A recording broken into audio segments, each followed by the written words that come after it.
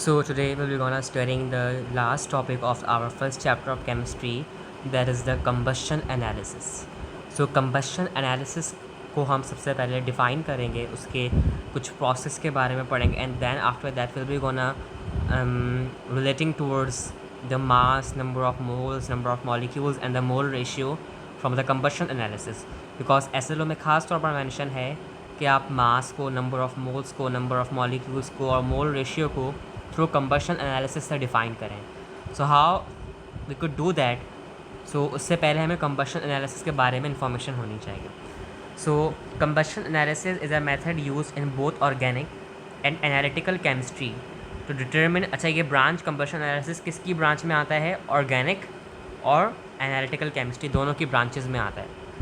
To determine the elemental composition of a compound, उस compound के अंदर उसके एलिमेंट्स की क्या कंपोजिशन है, that is called the combustion analysis and that comes in the organic and analytical chemistry branch.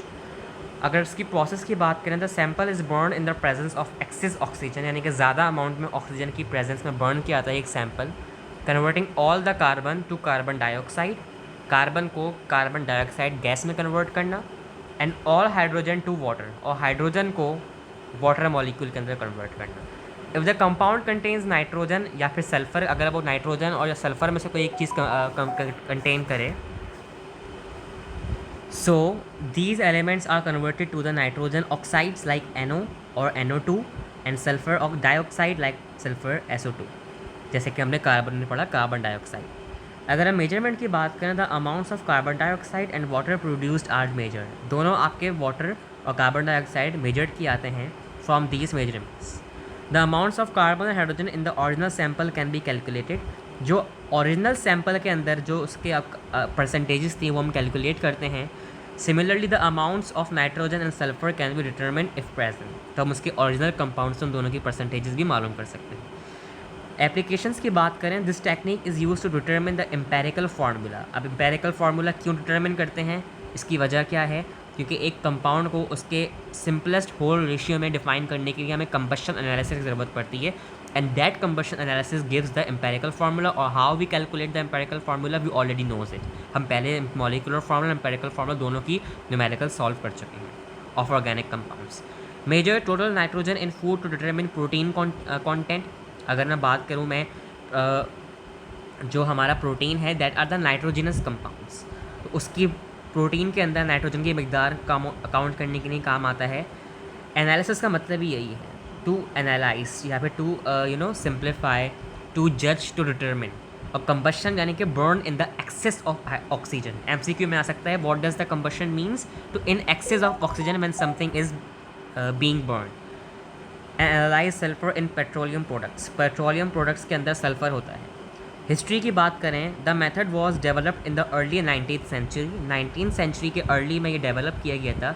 Has been refined, यानी कि इसको बहुत प्रोसेस में अब ला दिया गया है over time to become a standard procedure in chemical analysis. Now the standard procedure MCQ के अंदर पूछा जाए is what, that is the chemical और combustion analysis.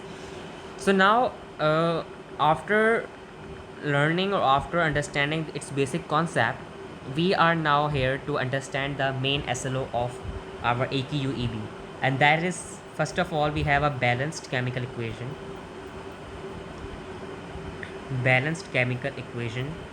of combustion analysis. last time हमने कल की क्लास में unbalanced equation को solve करना पड़ा था. for example, I have methane CH4 plus 2O2. अब ये carbon in the excess of oxygen burn किया गया, बना कार्बन डाइऑक्साइड गैस, जब भी हमने पढ़ा, और 2H2O. ये मैंने आपको लास्ट लेक्चर में भी इक्वेशन दिखाई थी. So now talking about the mass. To calculate the mass of each reactant and product we use the molar masses. For example, mass के लिए मैं क्या बोलूँगा, दिस मीथेन के 1 मोल में 16 ग्राम आपके पास जो है, हाँ, मीथेन आपका 16 ग्राम है. मोलर मास मीथेन का आप कैलकुलेट कर लो, 12 ऑफ कार्बन और प्लस 4 ऑफ हाइड्रोजन, तो आपके पास टोटल हो गया 16. ऑक्सीजन का सिमिलरली मैं बताऊं, दैट इज़ 1 मोल में अगर कितने होते हैं, 1 मोल में टोटल आपके पास कितने होते हैं 16। तो सॉरी सिंपल ऑक्सीजन में आपके पास अगर मैं O की बात करूं, या सो O2 में मेरे पास डायटोमिक गैस में कितने 1 मोल में होते हैं 32 ग्राम्स, यानी कि 16 फ्रॉम ईच ऑक्सीजन। अगर O है तो 16 और O2 है तो 16 multiply by 2 that is 32। 1 mole of oxygen में 32 grams, this is the molar mass और द मास। कार्बन डाइऑक्साइड की अगर मैं बात करूं, 1 मोल में कितने होते हैं इसके 44 ग्राम्स। आप निकाल लो उसका मॉलिक्यूलर मास, कार्बन ऑक्सीजन के मॉलिक्यूलर मास निकालना आपको आता है, कार्बन डाइऑक्साइड का आप निकाल लो। वाटर का भी all knows in the 1 mole that is 18 grams. तो ये याद कर लो वैल्यूज़ सबकी, अगर MCQ में आए तो आप कैलकुलेट करने ना बैठो, आपको वैसे याद होनी चाहिए values. Number of moles, number of mole से आप देख सकते हैं 1 mole of methane reacts with 2 moles of oxygen to produce 1 mole of carbon dioxide and 2 moles of water. Simple, done. Next, number of molecules.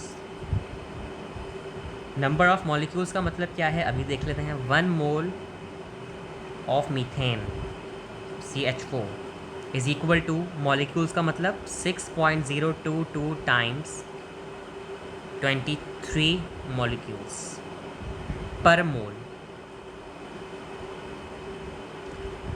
2 moles of oxygen की अगर मैं बात करूं that is 2 times 6.02 into exponent 23 पर मोल। 1 mole of carbon dioxide अब आपने gas तो कर लिया होगा, दैट इज़ 6.022 इंटू एक्सपोनेंट 23, और 2 moles of hydrogen sorry water H2O, it will give 2 times 6.022 into exponent 23। तो ये MCQs के लिए बेसिक बातें हैं, ये सब एक तरीके से आपको याद करना है और समझना है। सिमिलरली अगर SLO में कहा गया है that you have to calculate the molar ratio और द मोल रेशियो, तो मैंने आपको बताया था मोल रेशियो का मतलब क्या होता है। For example I have CH4 O2 CO2, ये रेशियोज़ के साइन है, कॉलम्स जो बना रहा हूँ these are the ratios sign. CO2 H2O, तो इनका मोलर रेशियो क्या है अभी देख लेते हैं। CH4 के 1 मोल हैं मगर ऑक्सीजन के 2 मोल्स हैं इक्वेशन से अगर आप देखो, और कार्बन डाइऑक्साइड का भी आपके पास 1 मोल है और हाइड्रोजन के आपके पास 2 मोल्स हैं। So this is the molar ratio that is 1:2:1:2। This is the molar ratio of the combustion analysis of methane. तो ये आपको याद करना पड़ेगा। So here we have completed our first chapter of chemistry, और इंशाल्लाह अब आपको जो टेस्ट होगा मैं उसका टाइम, उसका डेट और उसका सिलेबस आपको व्हाट्सएप पे सेंड कर दूँगा। तो दैट्स इट।